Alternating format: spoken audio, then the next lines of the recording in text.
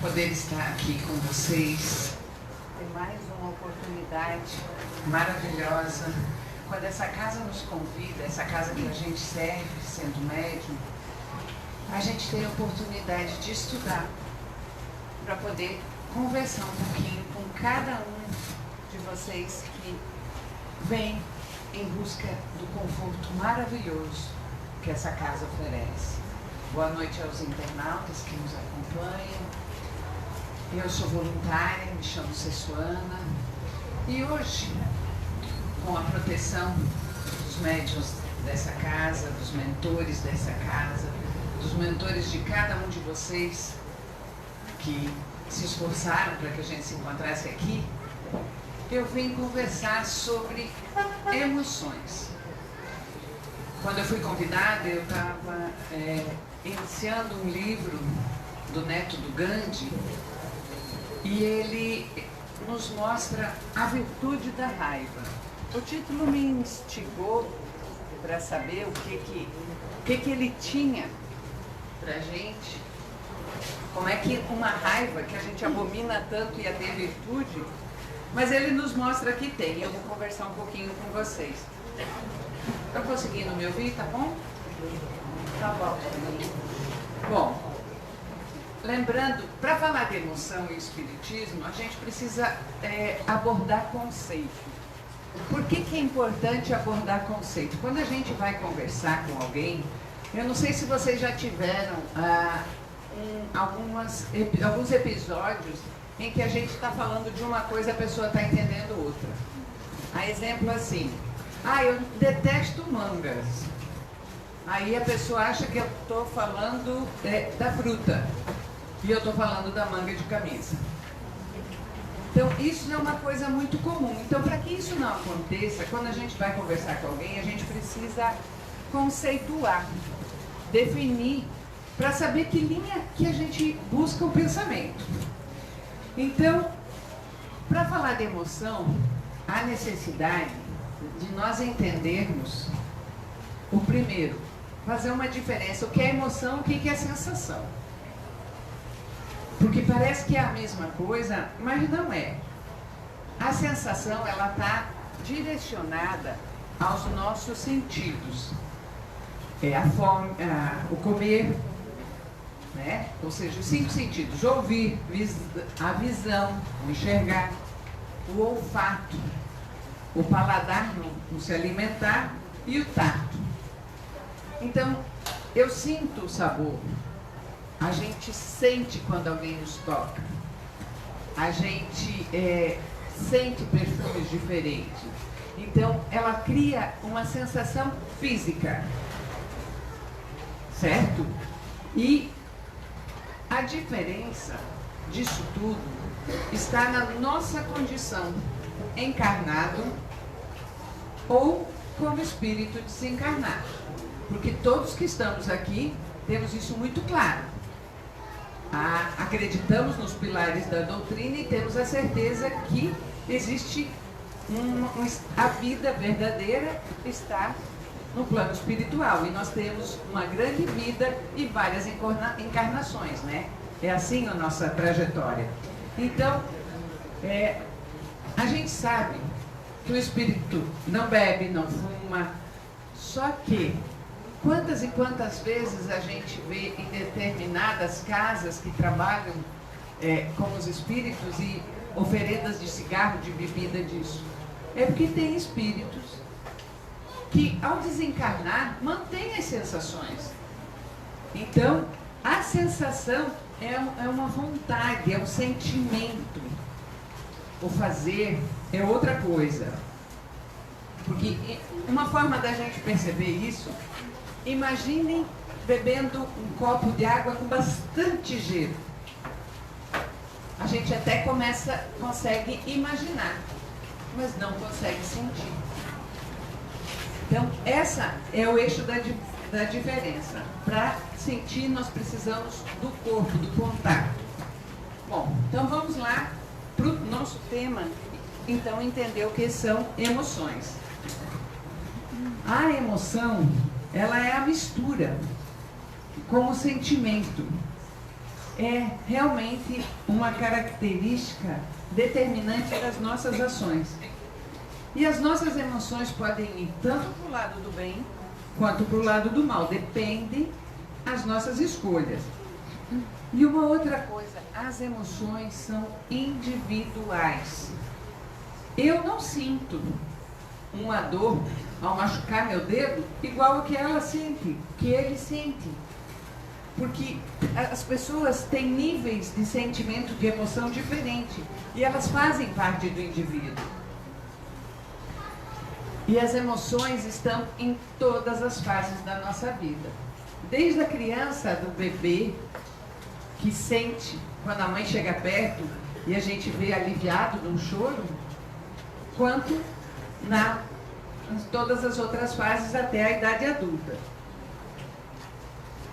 E também, para entender as emoções, nós temos que, é interessante conhecer sobre emotividade, que é aquela reação excessiva diante de um acontecimento, diante de uma ideia que a gente tem, ou de uma sensação que a gente tem. E, normalmente, há uma conceituação dessa emotividade em 3 níveis. No sentimento, é quando ainda a gente tem a emoção regular, quando nós estamos com ela controlada, certo? A gente sabe que caminho seguir. Agora, quando a emotividade está ligada com um momento de emoção, nós perdemos o controle. A exemplo, quando a gente sabe uma notícia de que alguma pessoa amiga da gente, ou próxima da gente, desencarnou.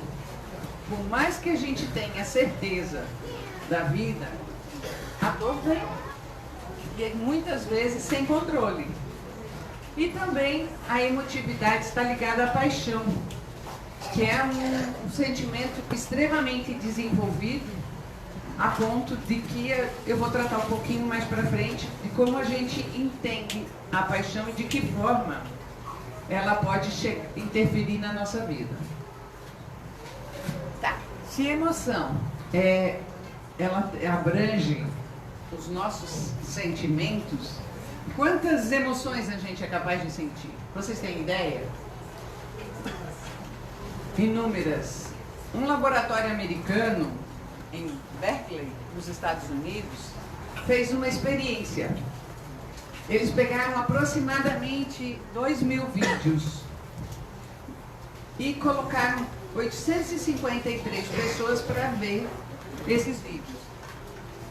E conseguiram tabular e dessa forma identificar 27 emoções diferentes. Não dá para a gente tratar tudo. Então, vamos fazer uma abordagem de alguns que nós escolhemos aqui. E eu escolhi por aqueles que eu acho que causa mais impacto na vida da gente no dia a dia.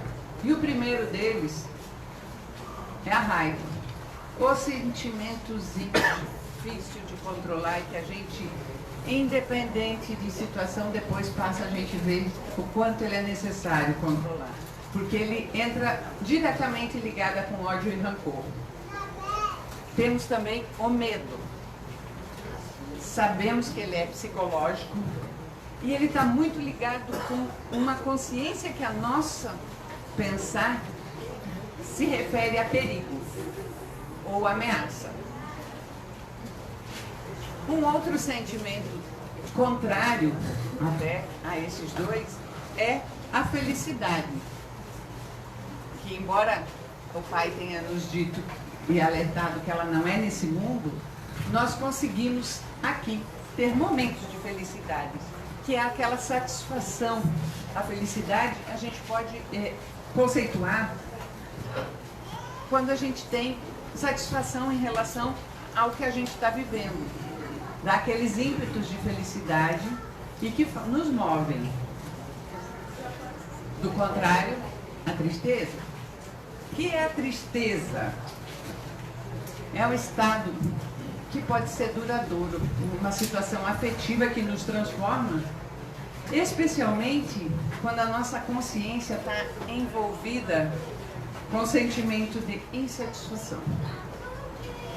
E também existe a tristeza ligada com a condição de desvalorização. Bom, e o quinto, dentro dessa linha dos 27, e que é extremamente importante para balançar todos esses e nos levar a uma situação melhor, é o amor. É o sentimento mais nobre e ele envolve todos os sentimentos e os desejos de uma forma que ele consegue agrupar. Capaz também, com base no amor, nós temos a organização, a liberação da energia e das forças que nos guiam para a produção do bem. E também o amor é capaz de possibilitar a geração de qualidade. E o amor é o sentimento que nos faz crescer em espírito. Mas do amor a gente fala bastante, a todo momento nós temos oportunidade. Eu escolhi o livro que eu estou lendo, do neto do Gandhi, me chamou bastante atenção, que é a raiva, porque ela nos tira a razão. Só que o Gandhi, eu acredito que todos aqui já ouviram falar, imaginar a capacidade daquele ser encarnado que ele conseguiu fazer com o mundo.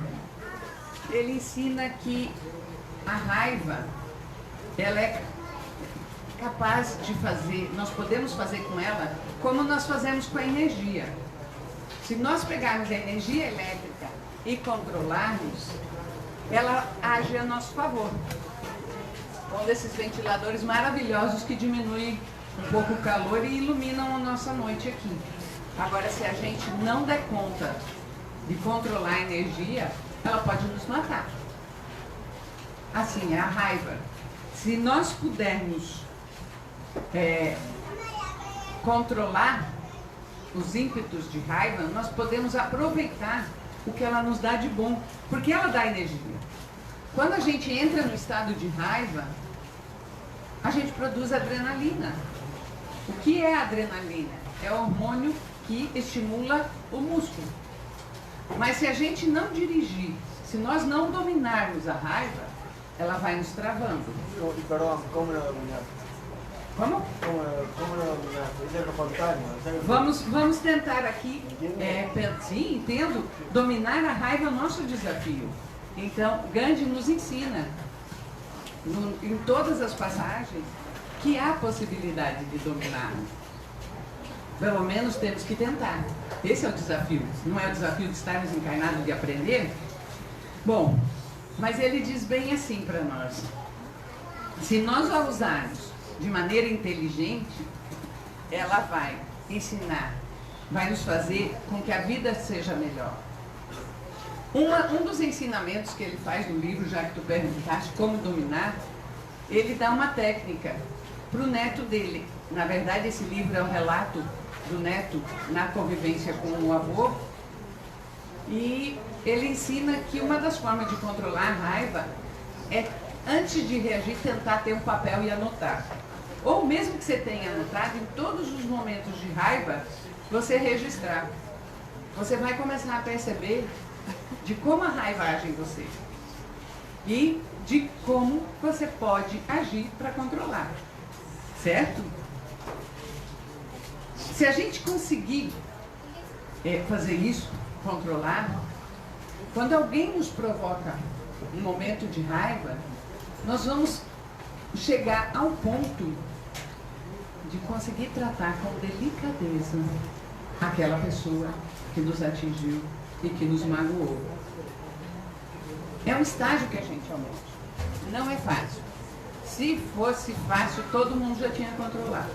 É um desafio enorme. Mas controlar a raiva é uma coisa que também o Gandhi nos ensina, que não é simplesmente ser uma vaquinha de presépio dizendo sim. Não. Nós temos que emitir a nossa opinião e saber dizer não. Porque muitas vezes as crises que existem, os grandes problemas, é porque as pessoas não dizem o que querem, não expõem a tua opinião. Mas um relato muito interessante é da neta dele, porque esse livro trata quando os netos chegaram a viver com Gandhi, vieram da África do Sul e foram viver com Gandhi no Ashram. Ashram Phoenix é o nome do local lá na Índia. E a netinha, todo mundo chegava lá, Gandhi no local, e os cozinheiros faziam todos os dias as mesmas comidas. A criança, como é mais espontânea, uma hora perguntou: mas por que todo dia tem abóbora? Aí o cozinheiro, o chefe lá, ele disse: não, Gandhi disse que os alimentos daqui precisam ser simples e nós devemos seguir com simplicidade sem esbanjar. E a abóbora é o que nós plantamos e o que mais deu. Aí a menina, indignada com acesso ao avô, na primeira oportunidade disse: vovô, por que nós temos que comer sempre abóbora? Ele disse: como assim? Eu não percebi, porque ele não se alimentava ele se alimentava do mínimo. Chegou para a menina e não percebi isso. Chamou a equipe dos alimentos lá e disse: por que só comemos abóbora? Disse: porque é o que nós temos de produto. O senhor disse para ser a simplicidade, nós plantamos, deu bastante, então esse período nós comemos abóbora. Ele disse: não, mas a simplicidade não está nisso. A simplicidade está em você encontrar soluções, você não precisa esbanjar. E naquele momento ele indicou para que as pessoas, para que o grupo dele levasse para a cidade, para outra cidade, um tanto de abóbora para trocar por outros alimentos e variar. Então, se não fosse a menina reagir, não teria modificado e estavam todos que estavam cansados comendo sempre abóbora. Então, precisamos modificar essa situação. E como controlar a raiva? Um outro grande ensinamento de Gandhi é que, eu não sei se vocês sabem, Gandhi, na adolescência, na primeira idade adulta, ele era um advogado respeitável na Índia.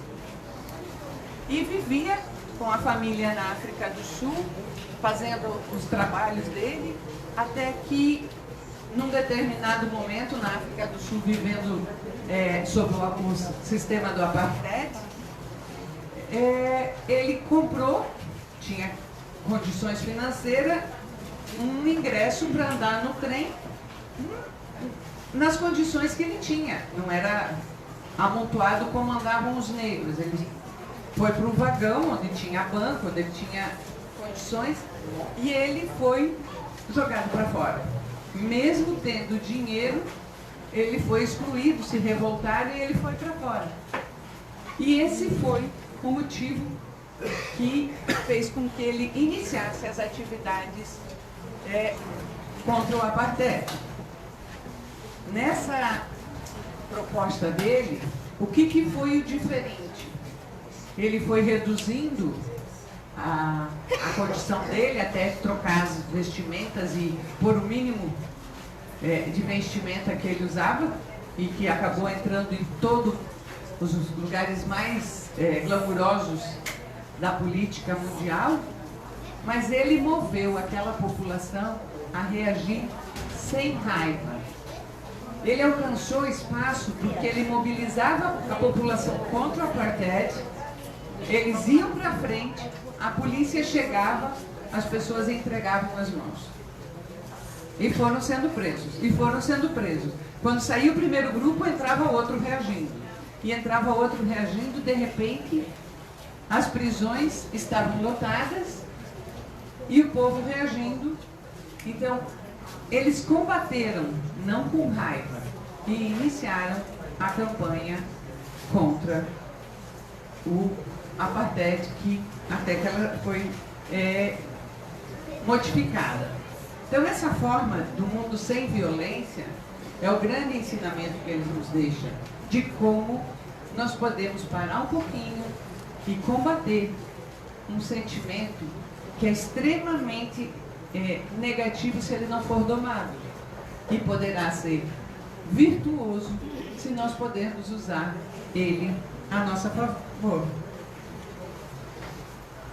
É interessante, após pensarmos um pouquinho sobre a raiva, entender sobre a paixão, quando nós trabalhamos com as emoções e a interferência dela junto com a doutrina.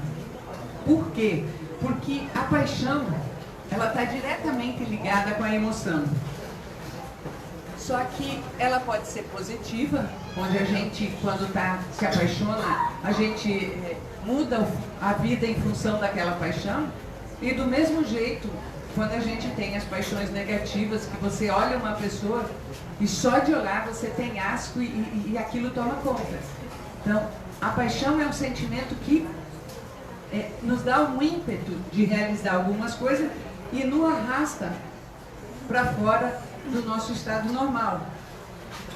Ela é provocada pela atração, e Rousseau deixou uma informação, um pensamento para nós bastante interessante. Ele diz que todas as nossas paixões são boas quando nos tornam senhores, e todas elas são más quando nos tornam escravos. A gente vê a condição de tornar escravo no futebol, nas torcidas. Quantas e quantas pessoas fazem absurdos em nome de uma paixão?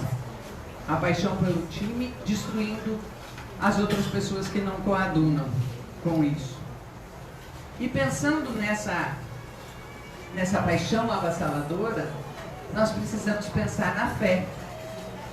Porque a fé é um sentimento emocional. A gente evolui, a gente desenvolve, mas ela precisa estar diretamente ligada com a razão. Porque se nós formos na fé, naquela coisa doida, e deixar ela ser tomada pela paixão, ela vai se tornar cega. E ao invés de nos levar e nos aproximar do Pai, ela vai nos levar a fanatismos. E não é essa a proposta. E isso nos ensina Kardec, quando ele nos convoca para a fé raciocinada, dizendo: não há fé inabalável, senão aquela que pode encarar frente a frente a razão, em todas as épocas da humanidade. Quando a gente pensa a nossa conexão com o Pai, nós precisamos também compreender sobre de que forma que os nossos sentimentos, as nossas emoções, podem também nos causar excitação cerebral. Veja, se a gente está vinculado a essa doutrina e se quisermos simplesmente convencer os outros, nós vamos encontrar situações que nós vamos ser contrariados, porque os materialistas, aqueles que são vinculados a outras religiões, não concordam com a nossa proposta. Mas é uma escolha de cada um, é individual. Nós devemos respeitar. E lembrando também que essas emoções, essas excitações cerebrais que as emoções não controladas podem fazer, elas podem nos levar a uma decepção tão grande que muitas vezes são as responsáveis para as ações de suicídio. Por isso que também nós encontramos no Livro dos Espíritos, na introdução dessa cartilha maravilhosa que nos traz respostas para tantas situações que nós vivemos, ele nos alerta: ora, o verdadeiro espírita vê as coisas desse mundo de um ponto de vista tão elevado que elas lhe parecem tão pequenas, tão mesquinhas, a par do futuro que o aguarda. A vida se lhe mostra tão curta, tão fugaz, que aos seus olhos as tribulações não passam de incidentes desagradáveis no curso de uma viagem, o que, em outro, produziria violenta emoção. mediocremente o afetaria. O que o Livro dos Espíritos vem nos dizer? Não é que a gente não precisa, que a gente não pode ter sensações, mas quando a gente vai aprendendo, a gente vai estudando a doutrina, vai clareando as informações para nós somos capazes de perceber como uma atitude impensada, como uma reação a uma situação material pode ser tão estúpida e causar tanto mal para as pessoas quanto a emoção de um torcedor que agride o outro simplesmente por não pensar. E com isso há também a preocupação de cuidarmos do nosso corpo, para que a gente possa dominar as emoções. Mas não cuidar do corpo para termos simplesmente a beleza física. Nós temos que cuidar do corpo, principalmente de como isso nos faz bem, de como nós podemos ter uma conduta sem exageros. Porque se a gente se focar numa obsessão pela prática de cuidar do corpo ou do descuido do corpo, indo para o lado de bebida, do cigarro, de vícios, nós vamos alimentar quem? A espiritualidade negativa que nos acompanha. É isso que ele mostra. Se nós temos a consciência que a doutrina espírita nos oferece, nós temos a consciência de que a espiritualidade que nos acompanha nos influi para o lado de melhorar no controle das emoções ou para cairmos nela. Ela nos dá ferramentas racionais para que a gente possa enfrentar qualquer tipo de problema, especialmente os de cunho emocional, que nos afasta, com o conhecimento e com os estudos, de espíritos inferiores que acabam intuindo-nos para caminhos que não são aqueles que a gente busca. E uma das conclusões, já estamos no nosso limite, sempre, em qualquer emoção, em qualquer situação que nós nos deparemos, se não sabemos se estamos tomando a medida correta, se nós pararmos para apontar e ver o que nós estamos agindo, como nós estamos agindo e como nós queremos agir, é fazer um momento de reflexão, conclamando a espiritualidade amiga, para que os benfeitores do espaço possam nos guiar e nos acompanhar. Esse é o melhor remédio e o melhor recado que fica da noite de hoje para com vocês. E para fechar, eu gosto sempre de trazer uma música, eu não estou tendo o meu cantor acompanhando, mas eu vou ler a letra de uma música que fala muito sobre o sentimento que é Aos Pés do Monte. Ela diz assim: um sentimento me ronda, não sei dizer, tudo é novo para mim. Meu coração se renova, sinto a esperança invadir o meu ser. Quero ser manso, ser limpo, ser justo e pobre de espírito ser. Tua palavra me sonda, me conta do reino que espera por mim. Eu te ofereço meu pranto, as dores da alma que quer renascer. Eu ouvi tua voz, teu falar me encantou. Quis seguir, caminhar, quis saber para onde eu vou. Eis-me aqui, minha dor serenou. Uma boa noite, com controle das emoções, cada vez um pouquinho mais, para a gente chegar lá. Obrigada.